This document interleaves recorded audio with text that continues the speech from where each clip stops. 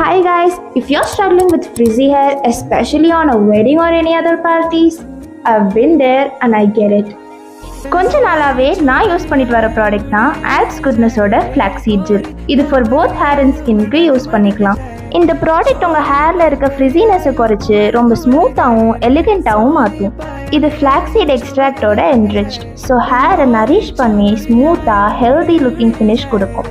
இதோட கன்சிஸ்டன்சி நல்லா ஒரு ஸ்லைம் மாதிரி இருக்கும். உங்கள் ஹேர் லென்த்துக்கு ஏற்ற மாதிரி ஃபுல்லாக ஈவனாக அப்ளை பண்ணிவிட்டு லைட்டாக மசாஜ் கொடுத்தீங்கன்னா இது ஹேர் க்ரோத்தும் ட்ரிகர் பண்ணும்.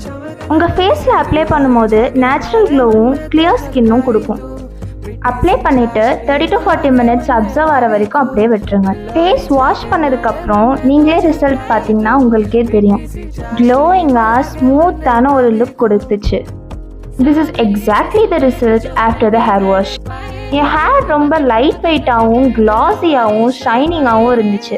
இது ஃபங்க்ஷன், வெட்டிங் இல்லை எந்த அவுட்டிங்க்கு போனாலும் ஒரு பாலிஷ்ட் லுக் கொடுக்கும். இந்த ப்ராடக்டை நான் டேக் பண்ணியிருக்கேன். மறக்காமல் எல்லாரும் யூஸ் பண்ணிவிட்டு ரிசல்ட் சொல்லுங்கள். பாய்.